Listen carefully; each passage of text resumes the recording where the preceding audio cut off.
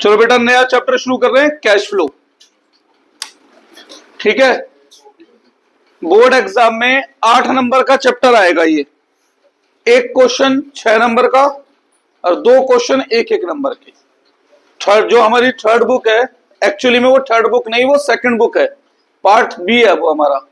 ठीक, तो उसमें से कुल 20 नंबर का पेपर आना होता है, जिसमें से 4 नंबर का आएगा कंपैरेटिव कॉमन साइंस, 8 नंबर का कैश फ्लो, कितने हो गए 12, 4 का रेशो कितने हो गए 16, और मे बी 1-2 एमसीक्यू रेशो में से और 1-2 एमसीक्यू पहले एक दूसरे चैप्टर में से। बस इतना ही हिसाब किताब है इसका। सॉरी, एक 3 नंबर का एक क्वेश्चन तो भूल ही गया मैं, नहीं, वो financial statement, balance sheet, head सब हेड।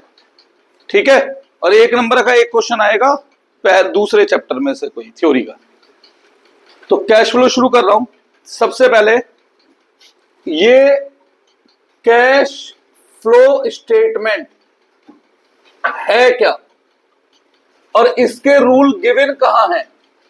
इसके रूल गिवन है अकाउंटिंग स्टैंडर्ड 3 में। किसमें? 3 में। और 3 अकाउंटिंग स्टैंडर्ड में बाद में चेंज आए थे तो इसे रिवाइज्ड बोल दिया गया। क्या बोल दिया गया इसे?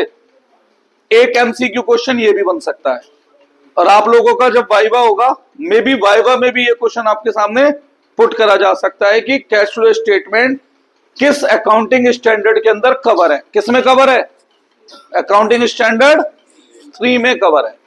ठीक है, अब कैश फ्लो स्टेटमेंट है क्या? एक जना इस बुक का नाम बताना।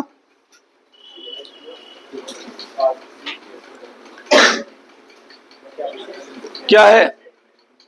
फाइनेंशियल स्टेटमेंट नाम नहीं है बुक का, एनालिसिस ऑफ फाइनेंशियल स्टेटमेंट। मतलब जो फाइनल अकाउंट हम बना चुके थे उसके बाद हम उसे एनालाइज कर रहे हैं फ्यूचर की पॉलिसीज को ध्यान में रखते हुए कि हमें फ्यूचर की में क्या पॉलिसी बनानी है अब के खातों को देखते हुए, है ना। इसलिए ये मैनेजमेंट अकाउंट का पार्ट है। तो बेटा कैश फ्लो स्टेटमेंट से हमें कई सारे डिसीजन में फ्यूचर के लिए हेल्प मिलती है। अब आप कहेंगे कैसे, क्या हेल्प मिलती है? सबसे पहले बताओ, बिजनेस में कैश आ रहा है या कैश जा रहा है? ज्यादा कैश आ रहा है और कम कैश जा रहा है, तो ये फायदे की बात है नुकसान की? पक्की बात। तो बिजनेस ग्रो कर रहा है यानी आगे बढ़ रहा है। बेटा कैसे कह सकते हो? क्या पता मैंने 50 लाख का लोन लिया हो, 10 लाख की सेल करी हो और 20 लाख के खर्चे करे हो। अब आने वाला पैसा क्या है? ज्यादा है और जाने वाला कम, तो क्या ये प्रॉफिट को दर्शा रहा है? फिर तो केवल कैश आने या जाने से आप कैसे कह सकते हैं कि पोजीशन अच्छी है बुरी है? बेटा ये भी तो देखना पड़ेगा ना, कैश किस वजह से आया या किस वजह से कैश गया।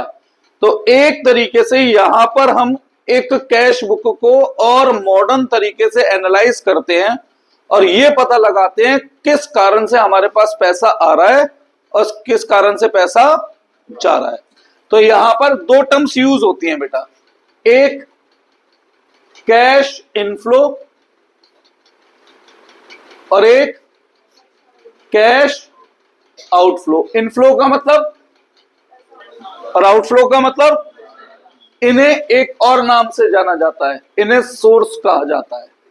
1-2 बार बोर्ड एग्जाम में 1 मार्कर एमसीक्यू आ चुका है जहां पर सोर्स शब्द का यूज हुआ था और बच्चे कंफ्यूज थे, ये सोर्स क्या, हमने पढ़ा नहीं।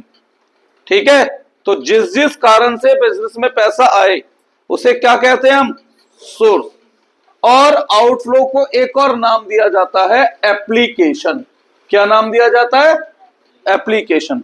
तो अगर मैं आपसे बोलूं एप्लीकेशन ऑफ कैश मतलब कैश आउटफ्लो होना, और मैं आपसे बोलूं सोर्स ऑफ कैश मतलब कैश का इनफ्लो होना।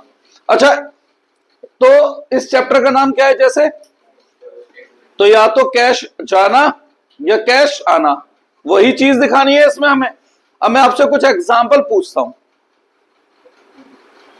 Purchase of machine by issuing 10% debenture, पैसा आ रहा है या जा रहा है? कुछ नहीं होता, तो बेटा इस चैप्टर में आएगा ही नहीं। प्रोविजन फॉर टैक्स, पैसा आ रहा है जा रहा है? तो कायदे पैसा जा रहा है, टैक्स का भी प्रोविजन बनाया है, अभी पे नहीं किया है, तो कायदे में वो इसके अंदर कंसिडर होना ही नहीं चाहिए। डेप्रिसिएशन कैश आ रहा है या जा रहा है, तो कायदे में वो इसका पार्ट है ही नहीं, ठीक है ना। तो कोई भी ऐसी ट्रांजैक्शन जो नॉन कैश ट्रांजैक्शन है वो इस चैप्टर का पार्ट नहीं है। पर जैसे कि मैंने एक शब्द बोला डेप्रिसिएशन, मैंने आपसे बोला इस चैप्टर का पार्ट नहीं है, पर मैं इसका यूज दिखाऊंगा। अब आप कहेंगे यूज क्यों दिखाओगे बेटा? अगर सपोज करो मैंने प्रॉफिट दिखा रखा है 50,000, अब वो डेप्रिसिएशन कटने के बाद दिखा रखा है 50,000, डेप्रिसिएशन कैश फ्लो का पार्ट है नहीं है, तो कायदे में मुझे डेप्रिसिएशन दिखाना चाहिए था, नहीं दिखाना चाहिए था? नहीं दिखाना चाहिए था, पर हमने कंसिडर कर रखा है, तो उसे क्या करें? कैंसिल करें। तो उसे क्या करना पड़ेगा? रिवर्स करना पड़ेगा, ठीक है। तो हमें कुछ ऐसी चीजें जाननी पड़ेंगी कि जो कैश हैं या जो नॉन कैश हैं, और नॉन कैश वाली चीजों का यूज कब करना है या कैश वाली चीजों का यूज कब करना है, जैसे जैसे चैप्टर बढ़ेगा आगे आगे हमें समझ आ जाएगी, इसमें तो कोई डाउट नहीं। अब यहां पर हम इस चैप्टर को 3 हिस्सों में बांटते हैं बेटा, 3 एक्टिविटी में बांटते हैं, ठीक है। 3 कारण हम बनाते हैं कैश आने या जाने के। पहला कारण है कैश फ्रॉम ऑपरेटिंग एक्टिविटी। क्या कारण है पहला? Cash from operating activity. दूसरा कारण है cash from non operating activity, और इसके अंदर फर्दर 2 रीजन है, एक कैश फ्रॉम इन्वेस्टिंग एक्टिविटी और एक cash from financing activity.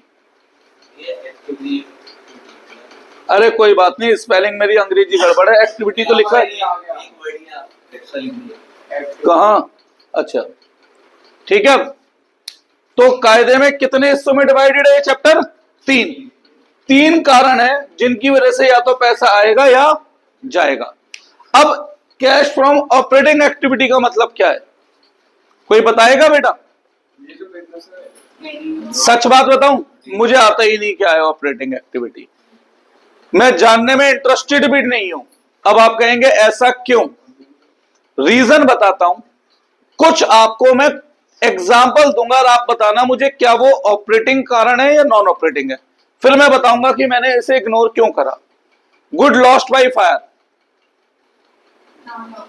Non operating है, इस चैप्टर में ऑपरेटिंग मानेंगे। अब क्यों मुझे पता होता तो मैं बात ही नहीं बता देता, इसलिए तो मैं ऑपरेटिंग समझाने की कोशिश ही नहीं करूंगा। मैं ऑपरेटिंग समझाने की कोशिश करूंगा ही नहीं, मैं क्या समझाऊंगा? और जो चीज नॉन ऑपरेटिंग नहीं है वो क्या बन जाएगी? बस हमारी थिंकिंग ऐसे रहेगी बेटा। जैसे डेप्रिसिएशन ऑपरेटिंग है नॉन ऑपरेटिंग है? ऑपरेटिंग, बट इस चैप्टर में ट्रीट करेंगे एज ए नॉन ऑपरेटिंग, ठीक है। तो कुछ ऐसी कारण हो सकते हैं जिन्हें ऑपरेटिंग होते हुए भी नॉन ऑपरेटिंग माना जा रहा है या नॉन ऑपरेटिंग होते हुए भी ऑपरेटिंग। इसी वजह से मैं ऑपरेटिंग एक्टिविटी का रीजन देने की कोशिश कर ही नहीं रहा हूं बेटा। मैं आपको किसकी पहचान सिखाऊंगा? केवल इन्वेस्टिंग या फाइनेंसिंग। भाई जो चीज इन्वेस्टिंग में है तो वो ऑपरेटिंग नहीं हो सकती, जो फाइनेंसिंग है वो ऑपरेटिंग नहीं हो सकती, जो ना इन्वेस्टिंग है ना फाइनेंसिंग है वो क्या बन जाएगी? बस हमारा ये थिंकिंग के, इस थिंकिंग के बेस पे चैप्टर सोचेंगे, ठीक है। तो सबसे पहली चीज इन्वेस्टिंग एक्टिविटी क्या है, कैसे पहचाने? हर वो चीज जिनका रिलेशन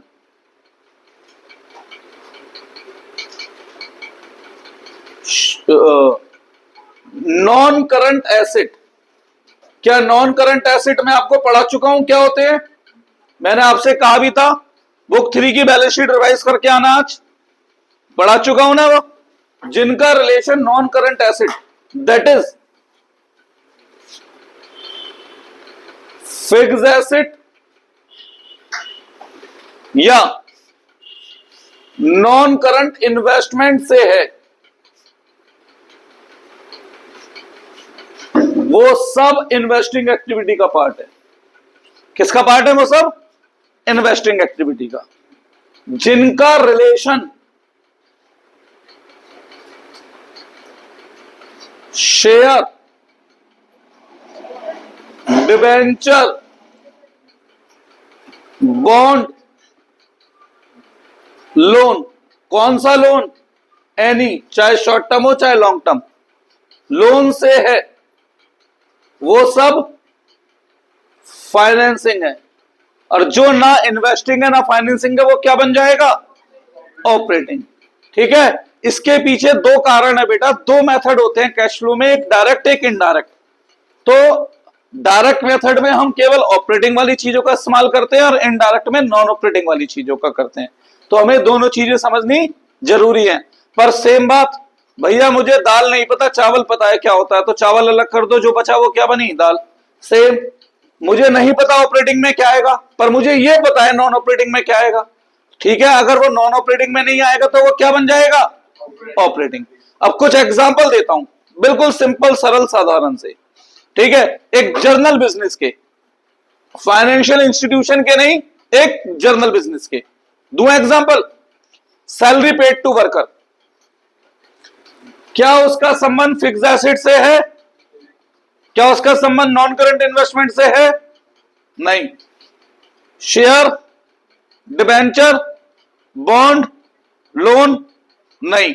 तो ये क्या बना, बस ये सिंपल पहचान है। ठीक है, जैसे डेप्रिसिएशन ऑन फिक्स एसेट, कायदे में ये ऑपरेटिंग होता है, पर आप बच्चों के दिमाग में बैठाने के पॉइंट ऑफ व्यू से बता रहा हूं, किससे संबंध है, तो इसे किसकी तरह ट्रीट करेंगे, नॉन ऑपरेटिंग की तरह ट्रीट करेंगे। ठीक है, जैसे for example provision for bad डेप्ट, किससे संबंध है, इनमें से किसी से संबंध है, इनमें से किसी से संबंध है, तो वो क्या बना, operating. Dividend paid,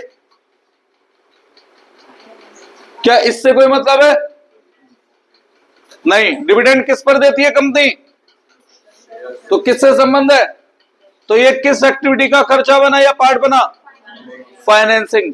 dividend receive,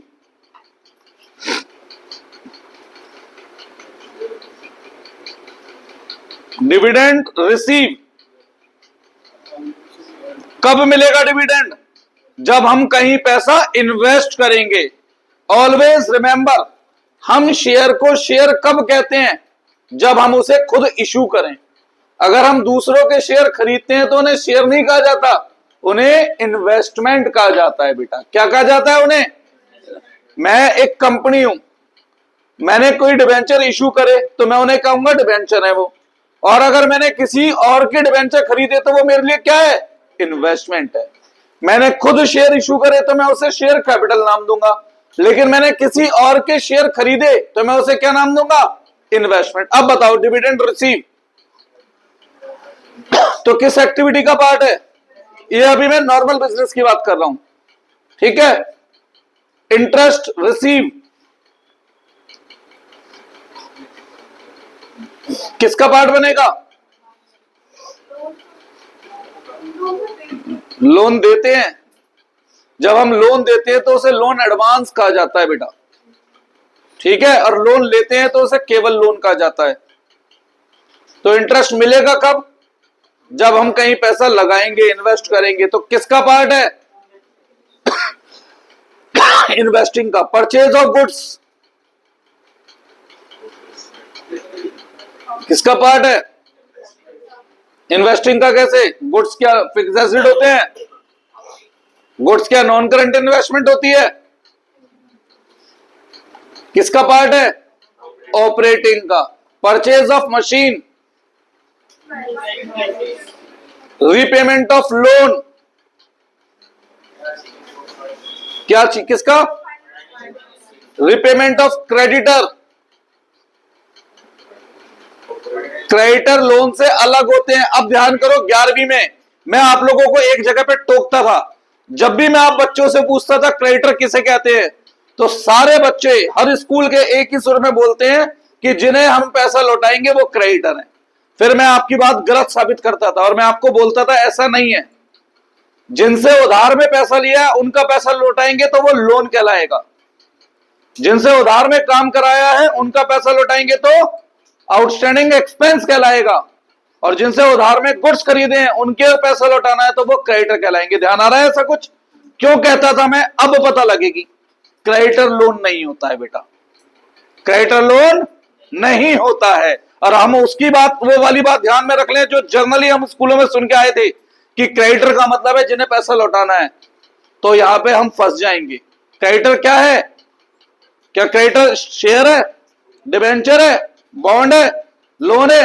नहीं, तो वो फाइनेंसिंग का पार्ट नहीं है। क्या क्रेडिटर फिक्स एसेट है, नॉन करंट इन्वेस्टमेंट है? तो वो इन्वेस्टिंग भी नहीं है, तो क्या है वो? ऑपरेटिंग है। और अगर हम उस बात को ध्यान में रख लेते तो किस में ले जाते? फाइनेंसिंग में ले जाते। हो जाती है ना गड़बड़। आउटस्टैंडिंग सैलरी, क्या लोन और आउटस्टैंडिंग सैलरी एक बात है? लोन कब कहते हैं? जब उधार में पैसा लिया है इसलिए लौटाना है, ठीक है। और आउटस्टैंडिंग एक्सपेंस कब कहते हैं? जब उधार में काम करवाया है इसलिए पैसा लौटाना है। तो लोन और आउटस्टैंडिंग एक हुई क्या? नहीं। तो क्या इसमें आएगा आउटस्टैंडिंग सैलरी? इसमें आएगा? किस में आएगा? ऑपरेटिंग में आएगा, ठीक है। ये तो बात हुई नॉर्मल बिजनेस की। एक नॉन फाइनेंशियल इंस्टीट्यूशंस की, मतलब ऐसे बिजनेस की जिनका काम पैसे का उधार लेने देने का नहीं है। अब हम थोड़े से एग्जांपल बदलते हैं बेटा।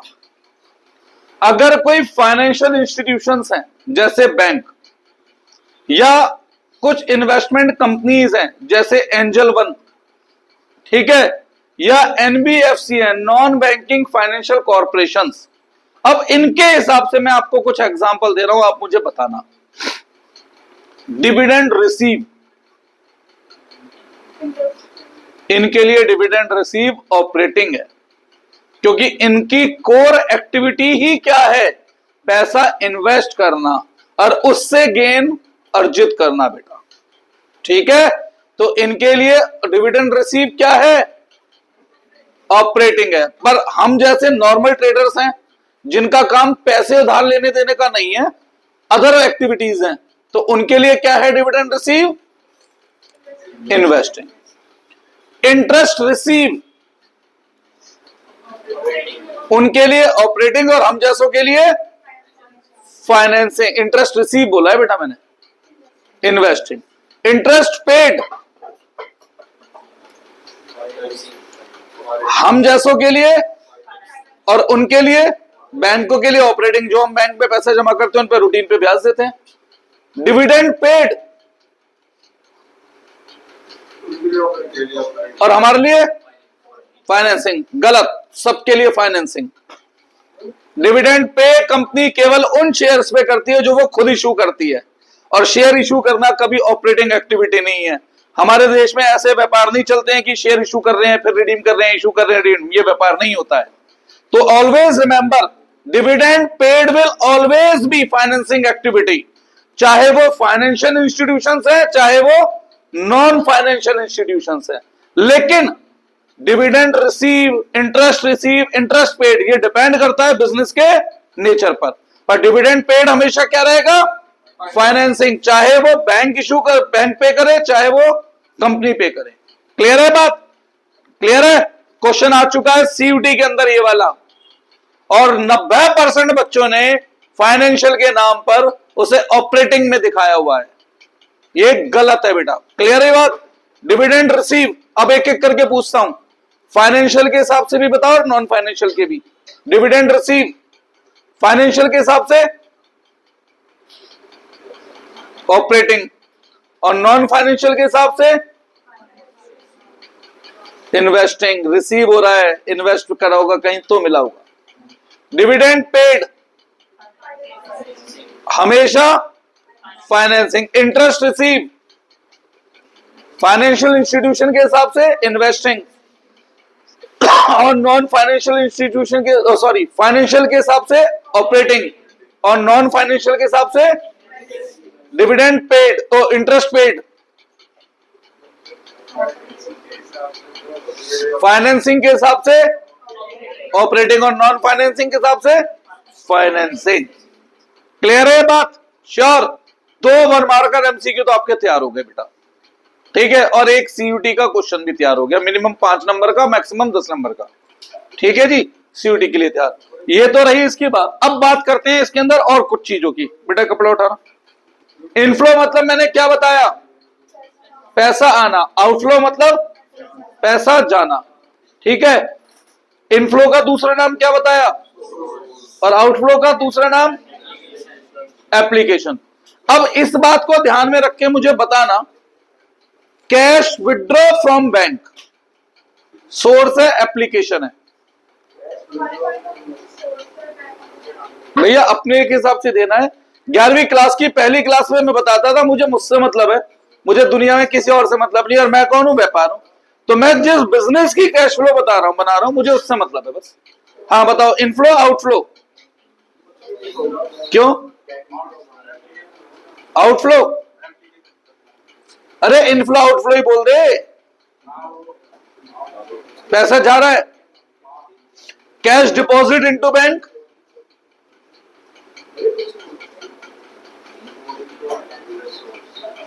अच्छा। Purchase of short term investment,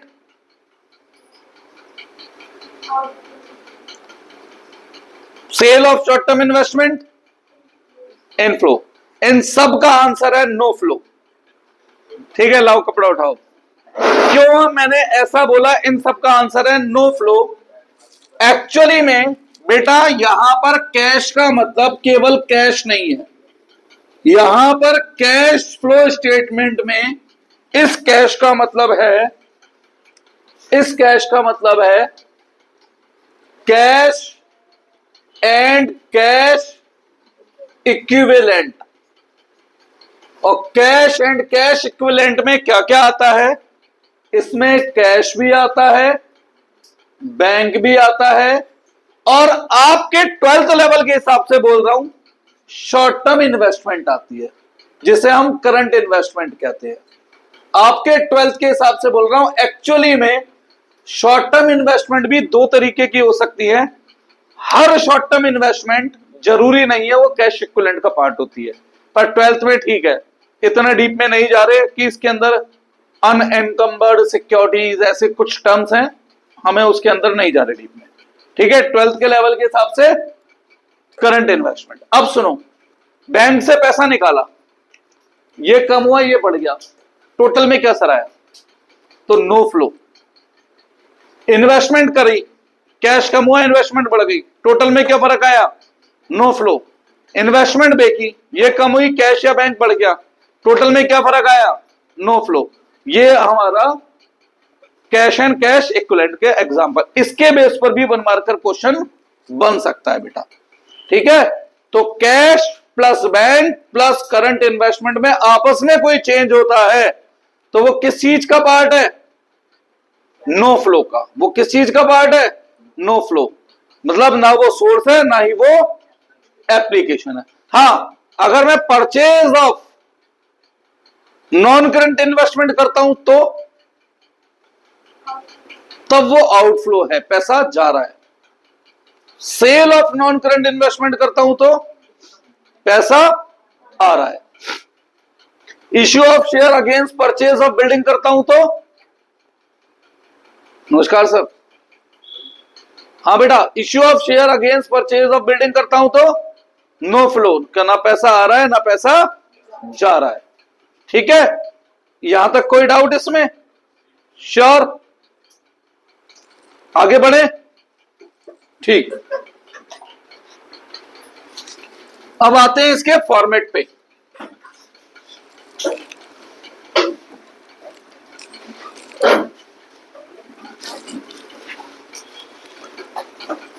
इसके फॉर्मेट पे आता हूं। तो फॉर्मेट की अगर मैं बात करूं तो मैंने अभी अभी आपको क्या बताया? कैश फ्लो स्टेटमेंट हम कितने हिस्सों में बांट रहे हैं बेटा? 3 एक्टिविटी में बांट रहे हैं, ठीक। जिसमें से पहली एक्टिविटी का नाम है cash flow from operating activity. Cash flow from operating activity. नहीं बेटा, पानी वानी नहीं, आप ही भी दवा सकते। सेकेंड एक्टिविटी का नाम है इसमें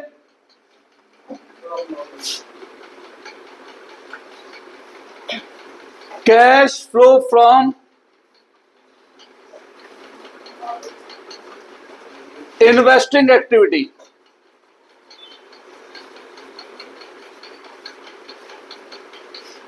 और तीसरी एक्टिविटी का नाम है cash flow from financing activity. क्या मैंने आपको ऑपरेटिंग की पहचान सिखाई? नहीं सिखाई। भैया बस एक मिनट, बेटे से पॉज करना एक मिनट, मैं आपको क्या मैंने आपको ऑपरेटिंग की पहचान सिखाई? नहीं सिखाई। क्यों?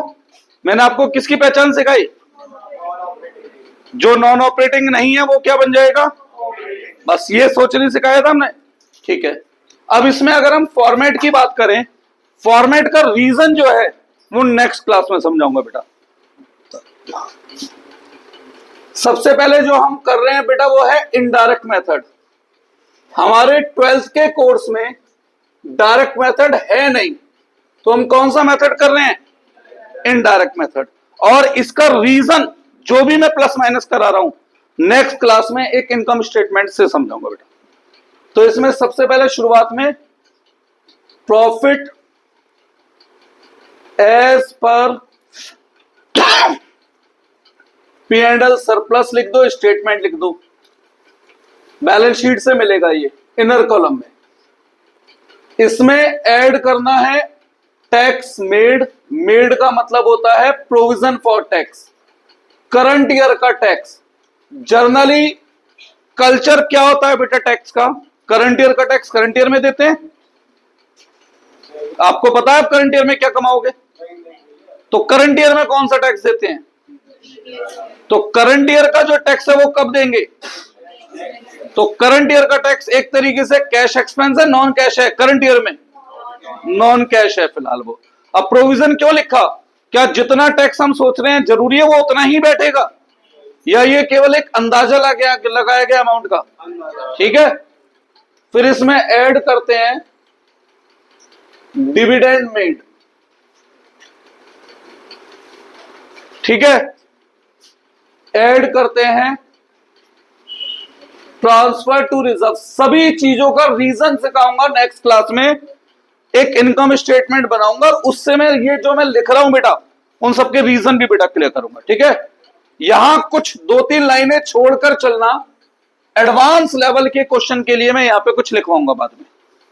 ठीक, तो यहां से निकल कर आएगा प्रॉफिट बिफोर टैक्स। क्या निकल कर आएगा?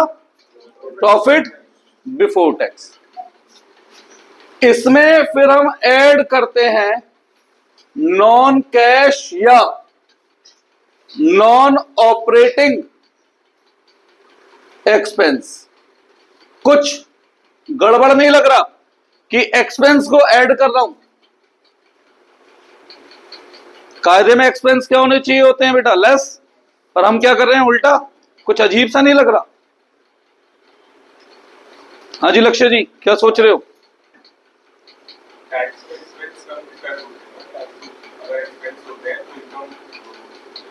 इनकम क्या होती है? बढ़ती है।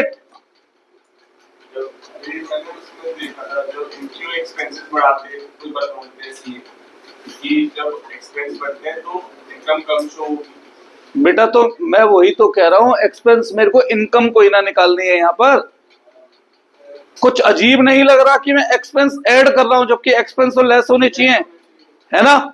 इसीलिए मैंने बोला एक पूरी फुल क्लास लूंगा 1 घंटे की, जिसमें मैं इसके रीजन को एक्सप्लेन करूंगा, डायरेक्ट मेथड और इनडायरेक्ट। डायरेक्ट मेथड नोट मत करना, बस सुनना, और इनडायरेक्ट मेथड में जो समझाऊं उसे नोट करना। ठीक है, अभी तो मैं केवल फॉर्मेट कवर करा रहा हूं। इसमें फिर लेस करेंगे नॉन कैश या नॉन ऑपरेटिंग इनकम। देखो सारी गंगा उल्टी बह रही है। एक्सपेंस ऐड हो रहे हैं, इनकम क्या हो रही है? लेस। अभी केवल एक हिंट देता हूं, ऊपर मेथड का नाम क्या है? इनडायरेक्ट मतलब सीधा चलना उल्टा चलना वापस। तो बस अभी के लिए इतने हिंट है, लेकिन पूरा 1 घंटा लूंगा, पूरा 1 घंटा इस चीज को बेटा क्लियर करने में। हो सकता है वो आपका बोर्ड एग्जाम का क्वेश्चन भी बन जाए। ठीक है, यहां से निकल कर आएगा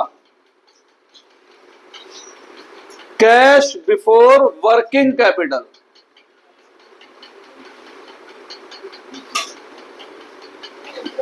फिर इसमें ऐड करते हैं इंक्रीज इन करंट लायबिलिटी और डिक्रीज इन करंट एसेट। अब सेम वही बात, हमने तो भैया रिवैल्यूएशन अकाउंट में यह सीखा है कि एसेट बढ़ते हैं तो फायदा और एसेट कम होते हैं तो, और हो क्या रहा है उल्टा फिर, है ना। तो सब कुछ क्या हो रहा है, रिवर्स हो रहा है बेटा, सब कुछ क्या हो रहा है, रिवर्स हो रहा है। फिर माइनस करते हैं increase in current asset, decrease in current liability, और लास्ट में लेस करते हैं टैक्स पेड। क्या लेस करते हैं, टैक्स पेड। याद रखो ये जो टैक्स मेड होता है ये करंट ईयर का टैक्स है, और टैक्स पेड वाला कौन सा होगा, लास्ट ईयर वाला। ठीक, रीजन सेम बात, नेक्स्ट क्लास में पूरा 1 घंटा लूंगा। यहां जो फाइनल आंसर आया वो बना कैश फ्लो फ्रॉम ऑपरेटिंग। यहां कोई ऐसा फिक्स फॉर्मेट नहीं है, फिक्स एसेट या नॉन करंट इन्वेस्टमेंट की वजह से या नॉन करंट एसेट की वजह से पैसा आ रहा है तो प्लस और पैसा जा रहा है तो माइनस, बस। यहां कोई ऐसा फिक्स फॉर्मेट नहीं है बेटा। Same share debenture bond loan की वजह से पैसा आए तो प्लस और पैसा जाए तो माइनस। अब देखो अगर इन एक्टिविटीज का आंसर प्लस में आ रहा है बाहर तो उसे हम बोल देते हैं cash used, oh sorry cash from, और माइनस में आंसर आ रहा है तो क्या बोल देते हैं, कैश यूज्ड। क्या बोल देते हैं, कैश यूज्ड बोल देते हैं। फाइनली इन तीनों एक्टिविटी का जो टोटल आता है, इस टोटल को नाम दिया जाता है नेट इंक्रीज या decrease in cash and cash equivalent. और कैश और कैश इक्विवेलेंट में क्या क्या आता है मैं बता चुका हूं। क्या क्या आता है, cash plus bank plus current investment. इसमें ऐड करो opening balance of cash and cash equivalent, और ये बराबर आएगा किसके, closing balance of cash and cash equivalent. ये हमारा फॉर्मेट है बेटा। आज मैंने आपको फॉर्मेट भरना नहीं सिखाया है, मैंने केवल आपको कुछ टर्म्स क्लियर किए हैं। जैसे भाई एक तो ऑपरेटिंग इन्वेस्टिंग फाइनेंसिंग का डिफरेंस, जिसमें मैंने ऑपरेटिंग का मतलब ही नहीं बताया, मैंने किसका मतलब बताया, नॉन ऑपरेटिंग। अगर कोई चीज नॉन ऑपरेटिंग है तो वो ऑपरेटिंग नहीं है, और नॉन ऑपरेटिंग नहीं है तो वो ऑपरेटिंग है। ठीक है, रीजन मैंने क्या बताया, कई बार ऐसे कुछ पॉइंट्स आएंगे जो है तो नॉन ऑपरेटिंग नेचर में, पर यहां हम उन्हें ऑपरेटिंग की तरह ट्रीट कर जाएंगे, जैसे गुड लॉस्ट बाय फायर। इस वजह से हमने ऑपरेटिंग के चक्कर में नहीं पड़े। दूसरा मैंने आपको क्या बताया कि भाई फाइनेंशियल इंस्टीट्यूशंस और नॉन फाइनेंशियल इंस्टीट्यूशंस में कुछ स्पेसिफिक टर्म्स जो कि डिफरेंस बनती हैं, इनकम बनती है या फिर नॉन ऑपरेटिंग या ऑपरेटिंग बनती है ना। तीसरा मैंने आपको क्या बताया था, कैश एंड कैश इक्विवेलेंट में क्या क्या आता है और उनमें आपस में क्या क्या ट्रांजैक्शंस हो सकती हैं। और चौथा मैंने केवल क्या बनाया आज, फॉर्मेट। अब इस फॉर्मेट को भरने से पहले मुझे इसका रीजन भी तो दिखाना है। देखो यहां हमें समझ में आता है, सेल ऑफ फिक्स एसेट पैसा आ रहा है plus, purchase of fix asset पैसा जा रहा है माइनस, समझ में आता है प्लस माइनस। शेयर इशू पैसा आ रहा है प्लस, रिडेम्पशन ऑफ डिबेंचर पैसा जा रहा है माइनस, समझ में आता है। यहां हमारा माइंड एक्सेप्ट नहीं करता कि हम हर चीज उल्टी क्यों कर रहे हैं, एक्सपेंस प्लस क्यों कर रहे हैं और इनकम माइनस। तो बस बेटा अगली क्लास में अब इसको बताएंगे फिर, ठीक है। आप जैसे जैसे मैं बताता जाऊं वैसे वैसे करते जाना। 4 और 5 क्लास में विद एडजस्टमेंट बड़े अच्छे से हो जाएगा चैप्टर, मुश्किल नहीं लगेगा। पर एक साथ बाद में सब कुछ करोगे तो बेटा मुश्किल लगेगा। ठीक जी, तो कल की क्लास में छुट्टी मत करना बेटा बिल्कुल।